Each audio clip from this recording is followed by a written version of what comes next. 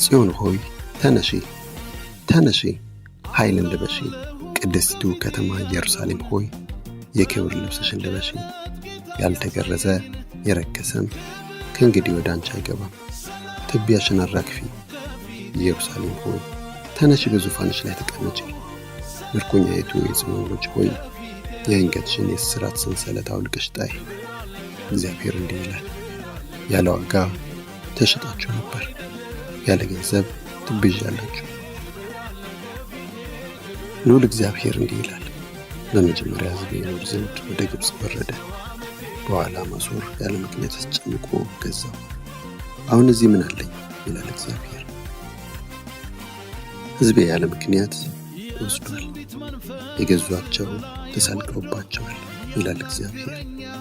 ቀኑን ሙሉ ስሜ ያለማቋረጥ ይሰደባል።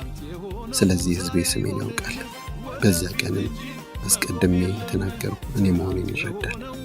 እነሆ እኔው ነኝ።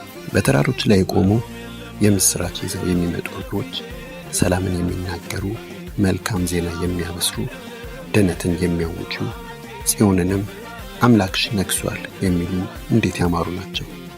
ስሚ፣ ጠባቂዎችሽ ድምፃቸውን ከፍ አድርገዋል፣ በአንድነት በእልልታ ይዘምራሉ። እግዚአብሔር ወደ ጽዮን ሲመለስ በዓይኖቻቸው ያያሉ። እናንተ የኢየሩሳሌም ፍርስራሾች በአንድነት በእልልታ ዘምሩ። እግዚአብሔር ሕዝቡን አጽናንቷል፣ ኢየሩሳሌምንም ተቤዥቷልና። እግዚአብሔር በመንግሥታት ሁሉ ፊት የተቀደሰ ክንዱን ይገልጣል። በምድር ዳርቻዎች ያሉ ሁሉ የአምላካችንን ማዳን ያያሉ። እናንተ የእግዚአብሔርን ዕቃ የምትሸከሙ ተለዩ፣ ተለዩ፣ ከዚያ ውጡ። እርኩስ ነገር አትንኩ፣ ከዚያ ውጡ፣ ንጹሐንም ሁኑ።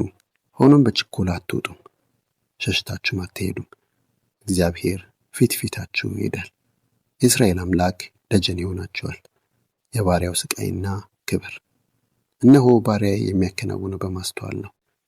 ገናና ይሆናል፣ ከፍ ከፍ ይላል፣ እጅግ ይከብራልም። ብዙዎች በእርሱ እስኪደነግጡ ድረስ መልኩ ከማንም ከሰው የተለየ ከሰው ልጆችም ሁሉ ይልቅ ተጎሳቆለ። ስለዚህ ብዙ መንግሥታትን ያስደንቃል። በእርሱ ምክንያት ነገሥታት አፋቸውን ይይዛሉ፣ ያልተነገራቸውን ያያሉ፣ ያልሰሙትን ያስተውላሉ።